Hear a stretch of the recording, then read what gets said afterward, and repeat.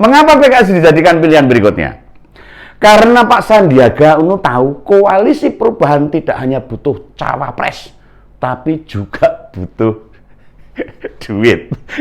Saat media sudah membaca arah politiknya, kepastian parpol mana yang jadi tujuan dia tunda-tunda. Makanya kemudian PKS dan P3 menanyakan, si dopor apa mas? Mungkin gitu.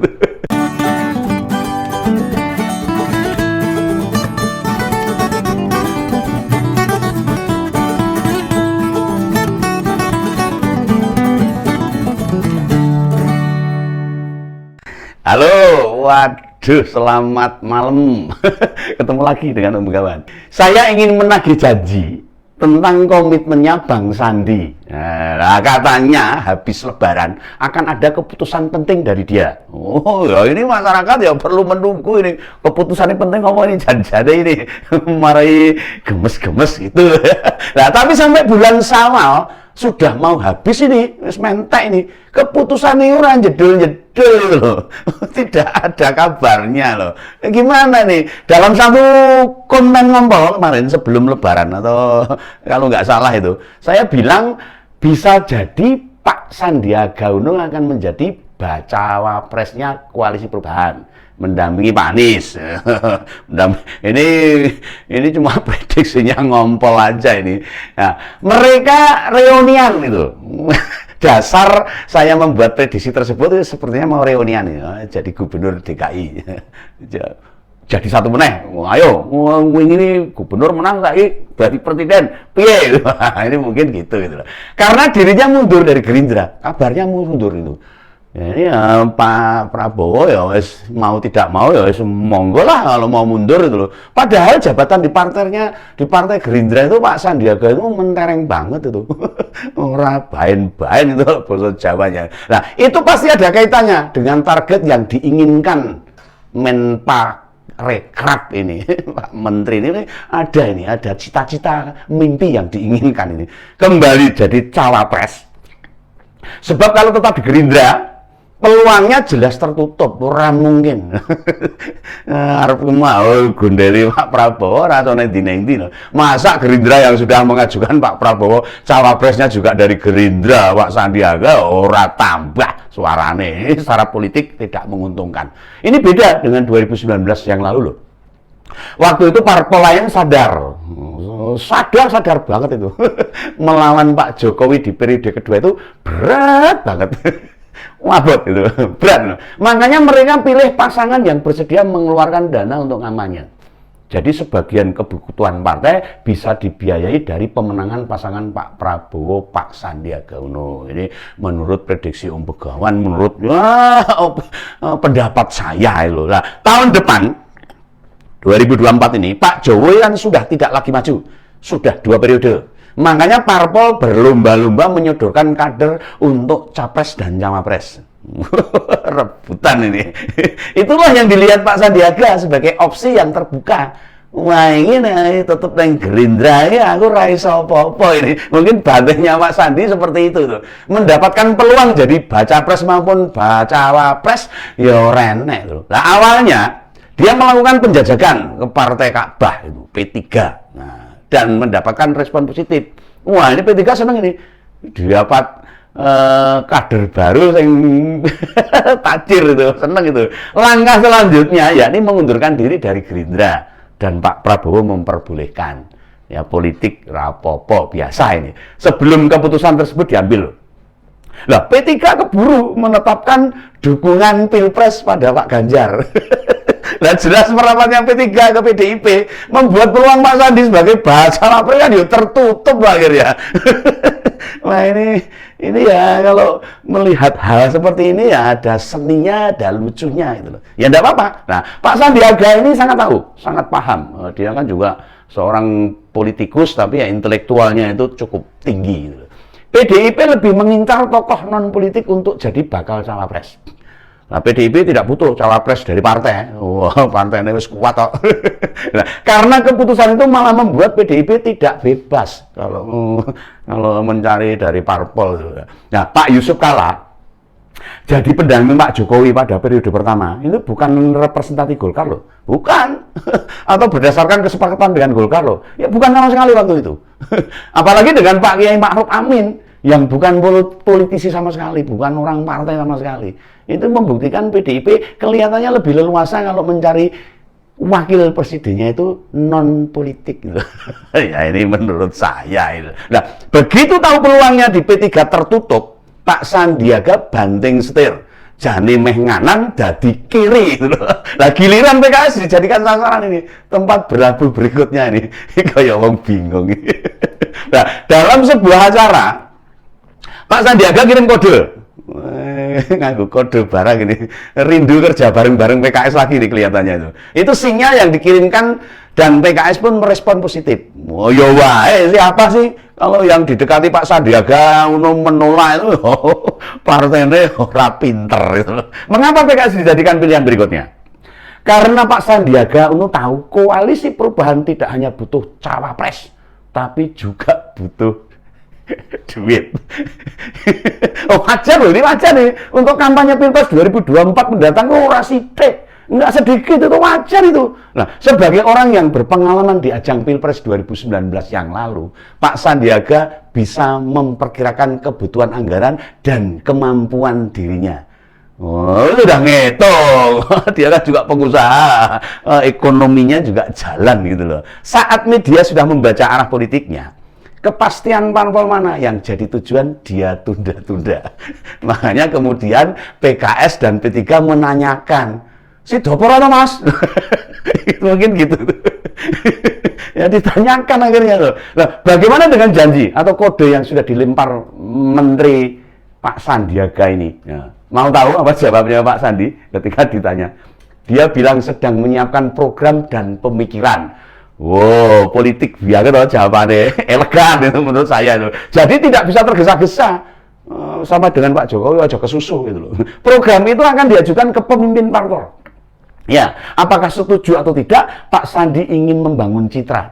Kalau dia bergabung bukan dengan tangan kosong. Oh, rata kotak itu. Nggak oleh-oleh itu. Tapi dengan gagasan maupun ide. Orang mau ngomong tak itu loh. Gagasan ide yang mau dilaporkan ke pemimpin partai. Soal condong partai mana, itu tidak disampaikan dengan jelas oleh Pak Sandiaga. Apakah mau ke P3 atau ke PKS? Begawan yo bingung karepe Pak Sandiaga ini neng ngendi ngono. Neng Gerindra penak-penak yo malah pindah-pindah. Nah, sebelumnya Ketua Dewan Pimpinan Pusat Partai Persatuan Pembangunan P3, Pak Ahmad Baidowi atau Mas Awi kalau orang panggil itu banyak manggil dia itu Mas Awi, menanyakan keseriusan Pak Sandiaga Uno bergabung ke P3. Si dorong Mas, serius Pak? Mungkin begitu loh. Hingga sampai sekarang ini belum ada kepastian sama sekali. Urung jelas. Bendo bingung gitu. Lah pas P3 kirim kode hijau, begitu di parpol lain kirim kode warna lain juga nih. P3 ini juga tidak ingin memaksa loh, atau juga mengulur-ulur waktu kelihatannya. Partai pimpinan Pak Mardiono selalu terbuka jika memang mantan cawapres Pak Prabowo mau bekerja sama dengan P3. Tapi kita semua tahu loh, jika merapat ke P3 Pak Sandiaga ini peluangnya jadi cawapres apalagi capres ya jelas tertutup. Coba pikirkan, mau jadi capres ya P3 aja gabung ke PDIP ya. Mau jadi wakilnya orang mungkin gitu loh. Nah, P3 tidak mungkin tiba-tiba menyodorkan nama Pak Sandi agar jadi pendampingnya Pak Ganjar di PDIP, kan ya orang mungkin gitu loh. Peluangnya sangat kecil sekali PDIP menerima owner perusahaan Saratoga itu. Meskipun kaya raya itu. Walaupun di periode 2019 hingga sekarang membantu Pak Jokowi di pemerintahan sebagai Menteri Pariwisata. Oh, orang mesti begitu. PKS juga melempar tanya. Oh, no. Nunggu-nunggu nih. Namun bahasanya lebih hati-hati lagi. Hal ini disampaikan oleh Pak Mardhani.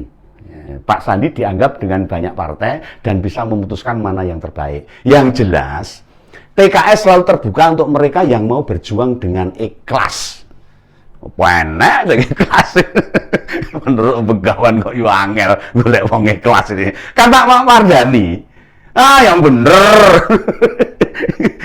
Kalau itu berjuang dengan ikhlas, masa itu menurut Begawan orang percaya. Nah, prakteknya ya tidak begitu. Orang enak ikhlas ini. Pak Sandi jadi wakil gubernur kan yang mengusung salah satunya PKS.